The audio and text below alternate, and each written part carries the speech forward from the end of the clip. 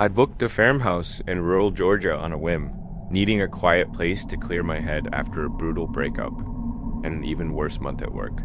The Airbnb listing showed a 2-bedroom wooden house tucked between weathered peach trees, with soft golden light bathing the wraparound porch. It looked like something from a country living magazine, peaceful, quiet, and completely isolated. Just what I needed. When I pulled up the long dirt driveway, the house looked exactly like the photos. An older man named Gary greeted me on the steps, tall and lean, with calloused hands and deep lines etched into his face. He handed me the key and said, "You'll be alone out here, just like you wanted." Then he looked over my shoulder at nothing in particular and added, "House don't take kindly to too much noise." I laughed nervously, assuming it was just local charm, and carried my bags inside. The place was beautiful in an old and forgotten sort of wave-frayed quilts on the beds, dusty bookshelves lined with paperbacks, and the scent of dried lavender and cedar hanging faintly in the air. The first night passed quietly. I drank wine on the porch and listened to crickets while the sun slipped beneath the trees. But the second day, strange details began to catch my eye. A flannel shirt hanging on the bedroom closet door that wasn't mine. Muddy boots placed neatly by the mudroom entrance. A man's razor and half-empty bottle of Old Spice in the bathroom. I messaged Gary, assuming he'd left some things behind, but he responded hours later with, "Ain't mine. Nobody's been there in weeks. House must like you." I reread the message twice, unsure if he was joking. That night, I locked every door and window, set my phone to record audio, and tried to sleep. At 3:12 a.m., I woke to the sound of slow, steady footsteps coming from above me directly over the bedroom ceiling. The house had no second floor, only an attic. I sat up in bed, heart pounding, and listened. The creaking floorboards overhead grew heavier, more deliberate. Then came a cough. Deep flagged me, and too close. I crept out into the hallway, gripping the fire poker from beside the wood stove. The attic hatch was at the end of the hall, sealed with a rusted metal latch that should have been too stiff to move. But it was warm to the touch, like someone had just been holding it. I didn't open it. I couldn't. I stayed awake until sunrise with the TV on and all the lights lit, telling myself it was just the wind, the old wood shifting, my imagination. But the third day shattered that illusion. When I awoke, there was a sticky note on the fridge in messy handwriting that said, "Thanks for keeping the bed warm." I froze. My phone battery was drained, the audio recording gone. I searched the house closets under the beds, behind the shower curtain. No one, nothing. I threw everything into my suitcase, ready to leave, but something told me to get answers first. I drove 20 minutes into the nearest town, a sleepy little place, with a diner and antique store. The waitress behind the counter perked up when I mentioned the farmhouse. "You must have met Gary's boy," she said, sliding me coffee. "Gary passed in 17, train accident, some say suicide. After that, his son took over the property, but he don't rent it out no more. Not after that girl I'm missing." My mouth went dry. I asked what girl, but she shook her head and whispered, "No one ever found her. Just blood in the attic and her car keys on the porch." I drove back to the farmhouse in broad daylight, trembling, needing to grab my phone charger and get the hell out. But when I arrived, the front door was wide open. Inside, the house was empty, not a stick of furniture. No books, no flannel shirt, just bare wooden floors, and a silence that pressed into my ears.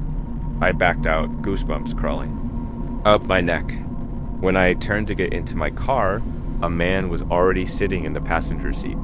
He wore the same flannel shirt, the same mud-caked boots, and had Gary's pale eyes. But his face was wrong bloated, waterlogged, lips split, and black around the edges. He turned his head slowly toward me, smiled, and his teeth were full of dirt. My door locked by itself. I blinked and he was gone. I drove straight to a hotel 3 towns away and left a 1-star review that simply read, "He left, but his things didn't." I don't know who or what I met out there, but I still have nightmares about the footsteps overhead and the sound of that wet cough. Some houses aren't empty, even when they look that way. Some people don't leave, even when they're dead. And some things, like the cold weight of a stranger's breath on your neck at night, just don't go away.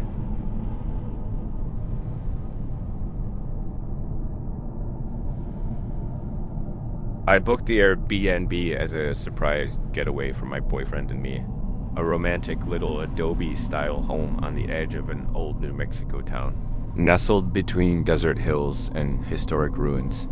The listing boasted vintage decor, handcrafted wooden furniture, and quiet charm with ancestral spirit, which sounded more poetic than it probably was. When we arrived, the sun was setting fire behind the distant mesas, and the house glowed orange and red like it had been carved from the land itself. The inside was beautiful in that haunted antique way-laced doilies, cross-stitched prayers in Spanish, creaky hardwood, and thick desert silence. But what stood out most was the bedroom mirror.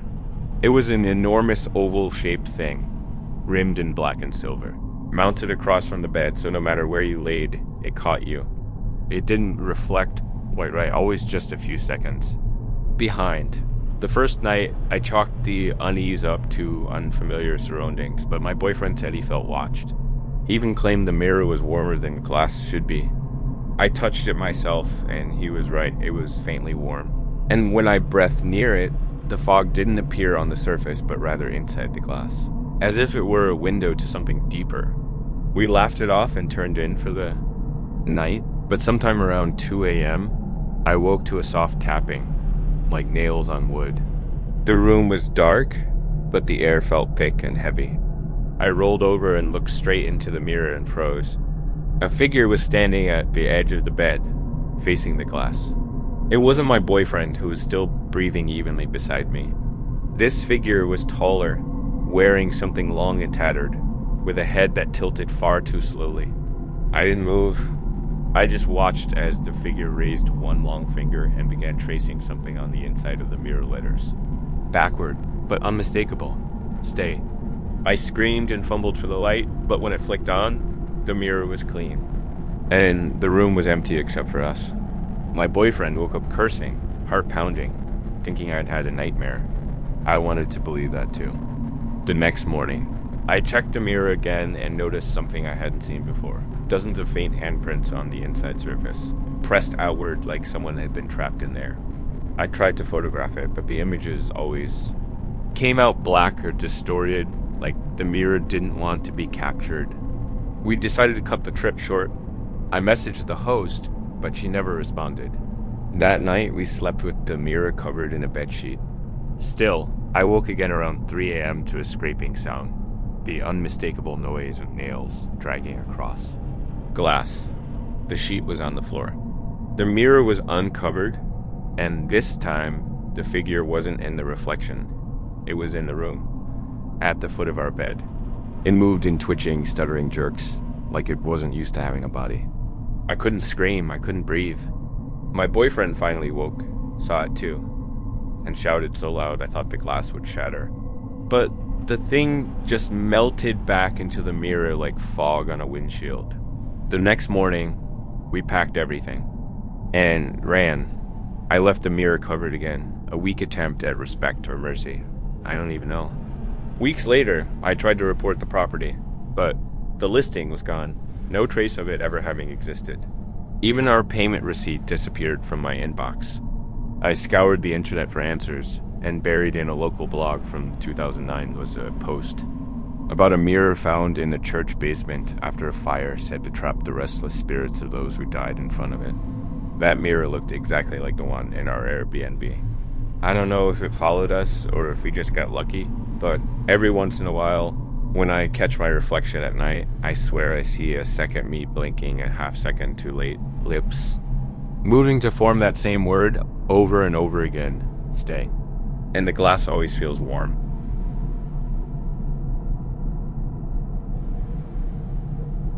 I booked a quiet basement studio in the Seattle suburbs for a 4-day work trip, needing something cheap, private, and close to the tech campus I'd be visiting. And this Airbnb checked all the boxes clean photos, high ratings, and a host named Jill who responded within minutes. But when I arrived late that Sunday night, the woman who met me at the door wasn't Jill. She was older, gray-haired, and walked with a limp. "I handle things for my niece when she's traveling," she said, in a voice that sounded like wet. Leaves crunching underfoot. She handed me a heavy brass key and pointed to the side of the house, where a crooked stone path led down to a cellar-style door. The basement studio turned out to be a dim, low-ceilinged room with one small window that looked up into the weeds. A thin twin bed, and a bathroom with rust-colored water stains circling the sink. The floor was slightly sloped, and the air smelled like cold, wet clay. But I was exhausted, so I unpacked and went to sleep. That first night, the lights flickered for a second. At exactly 1:17 a.m., I thought nothing of it until I realized the same thing happened again the next night, 1:17 a.m. sharp. 3 slow flickers, then total stillness. On the third night, I woke to scratching light at first, like mice, then harder, more desperate. It was coming from the wall behind the bed, followed by a single knock from inside it. I turned on the lights, grabbed my phone, and tried calling Jill. No answer. Her number rang and rang until it finally disconnected. The app showed the listing as unavailable, with no contact option. I went upstairs, but the house was dark, completely silent. I banged on the main door, called out for the woman I'd met, but no one responded. The next morning, I went into town to work, trying to shake off the experience as stress. But something kept bothering me every time I passed a mirror or window. I thought I saw something standing just behind me. When I returned that evening, I noticed a draft behind the wall near the bed, and on instinct, I pushed against it. The drywall shifted. There was a hidden door, poorly patched and painted over. Inside was a tiny room, maybe 6 feet by 6, lined with foam insulation and claw marks. In the corner was a bare mattress, stained dark in the middle, and a pile of broken phones, shattered screen up like they'd been thrown. The walls were covered in deep scratches, all clustered around the door. I backed out slowly, shaking, and found the power to my room had been shut off. My phone died instantly, even though it had been at 63%. I threw everything into my bag and tried to leave, but the cellar door wouldn't open. The lock had jammed, and the window was too small to crawl through. I spent the night in the far corner of the room, staring at the hidden door, too afraid to sleep. At 1:17 a.m., the lights flickered again, except the power was off. There was a click, then the sound of the mattress springs shifting in the hidden room. Something was moving in there.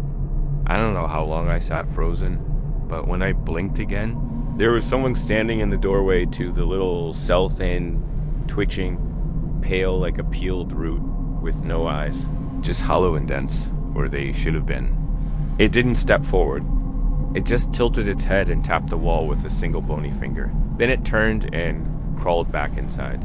By morning, the door opened on its own, like nothing had ever been wrong. I sprinted to my car and drove 6 hours home without stopping. Once, when I reported the listing to Airbnb, they told me no such property had ever existed. My receipt vanished from my email, and even my GPS history skipped those 3 days like I'd been erased. But I still have the brass key cold, heavy, and marked with the number 117, and sometimes I find scratch marks on the walls of my own apartment. Even though I live on the 10th floor with no one on either side, I don't think I stayed in that basement. I think something stayed with me.